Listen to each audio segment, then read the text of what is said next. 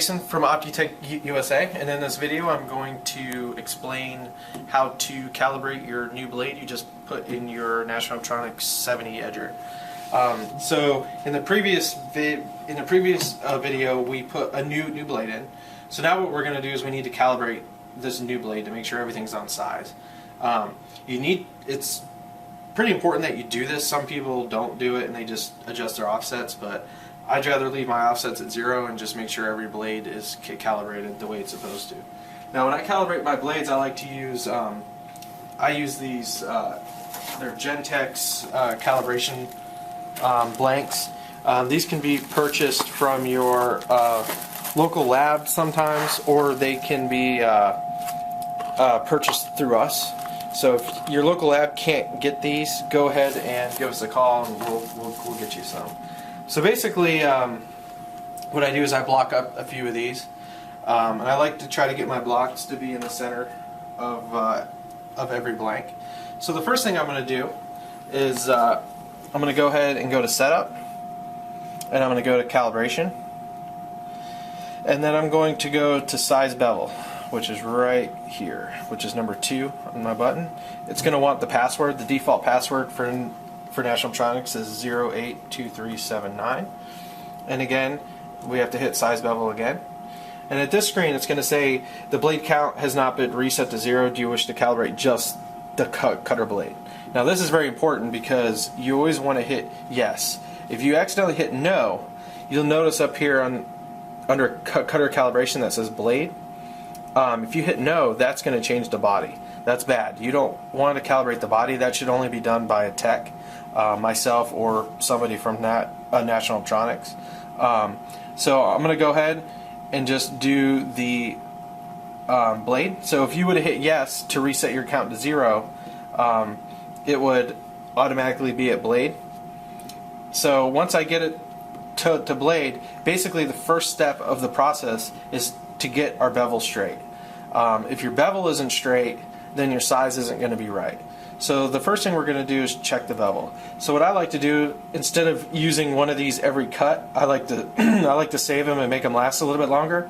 So what I'll do is I'll cut this 6 above, and you can just leave it all default, and the bevel needs to remain at center, but this should all just default out the way you see it. So once we put the lens in here, I'm going to go ahead and hit start.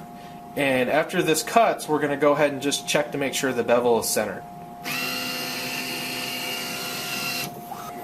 Okay, so once the blade gets done cutting, we're going to go ahead and take out my lens. And basically, I can't really show you on camera how I look, but I look through a source of light, so I'll use the screen, and I look right down the center of the lens, and basically I'm going to look for the ledges coming off the bevel on the right and the left to make sure they're even. Now on this particular machine, we calibrate it very often. This is one of my machines, so my bevel is actually perfectly down the middle. Now say on your machine, sometimes it's the bevel's to the back or to the front. You'll notice up here highlighted it says measured size. So we're not doing the size right now, we're just doing the bevel. So when you go down and you highlight bevel, at the bottom of the screen it says plus to move forward, minus to move backwards. We don't need to jump a large number, so if your bevel's a little bit to the back or a little bit to the front, all you need to do is adjust it either plus or minus to move it front or back to get it even. So for an example, like if mine was back a little bit, I would go maybe 0.003 forward to move it up. You can take as many times as you need to get it in the center. It's better to do a little bit at a time than to make a big jump and have to try to go back. So mine's fine, so we're not going to change the bevel adjustment. So now that I know my bevel is right, I'm going to go ahead and I'm going to set my box size to 0. When you calibrate size, you always need to calibrate on the 0. You can't go from +6 to +3 and check your sizing, because the machine is only set up to understand 58 millimeters or 182.2, which is only at 0. So once we're ready to start checking size, let's go ahead and make a cut at 0. So I'm going to put the lens back in, and I'm going to press start. and you notice the screen up here, it's telling us that it's going to cut a 58i at 182.2. So once this gets done cutting, we're going to go head over to the tracer and we're going to verify if this is correct. Alright, so now that it got done cutting at a 58 millimeters, I'm going to go ahead and take the lens out. And I'm just going to verify real quick just to make sure my bevel's good, and it's still in the same spot that it was when we cut it at a +6. So now the machine is telling me that it cut at a 58 and 182.2. So we're going to go ahead and go to the tracer and verify that that's the correct sizing. So once I get to my tracer, I'm going to go ahead and put my lens in. And this is very important, and this is going to be the same either whether you have one of these tracers or you have a 4T or a 4TI. You always want to set it on a beveled lens, metal frame. Okay, that's if you don't set it here, the sizing is going to be off, and then you're going to put the wrong numbers into your edger, and it's going to be all wrong. So just always remember beveled lens, metal frame, and then I'm going to go ahead and trace that lens. And we're going to see if it comes out to 58 and 182.2. Also remember in my previous videos I had a video on how to calibrate your tracer. It's very important that your tracer is calibrated prior to doing this, because if this isn't right, then that's not going to be right. This tracer was verified before I started this process. Okay, so I just went ahead and made the trace, and the tracer's telling me that the A is 57.8 and the circumference is 181.7. So that means that the edger is wrong. So we need to go ahead and tell the edger that the lens that it cut at 182.2 is actually 181.7. So we'll go ahead and take this lens out, and we'll reset this, and we're going to go back over to the edger. Alright, so we just traced the lens, and it said it was 181.7, and the edger's telling us that it cut at 182.2, which is wrong. So we're going to go ahead and put in what the tracer said, which is 18170. So right now, basically, we're telling the edger that you didn't cut at 182.2, you actually cut at 181.7, and once we hit OK, it's going to pop back over here. So we're going to go ahead and cut another one at 0, and again, the edger's telling us that it's cutting this one at 182.2.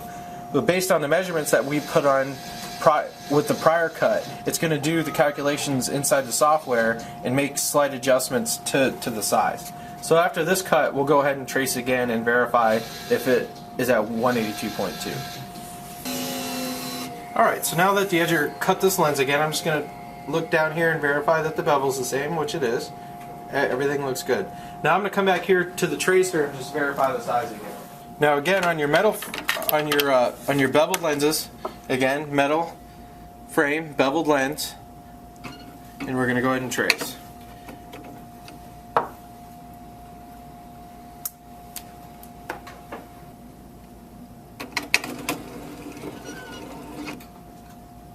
Alright, so now you can see the second lens that we cut came out at a 58 at a 182.2, exactly what the edger is saying that it's supposed to be cutting at. So now we know our beveled lens is 100% accurate to the 100th of a millimeter.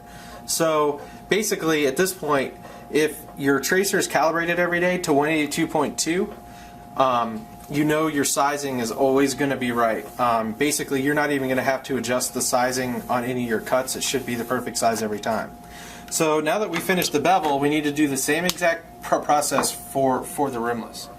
So back here at the edger, I went ahead and loaded another lens, and as before at the tracer, it traced at a 182.2.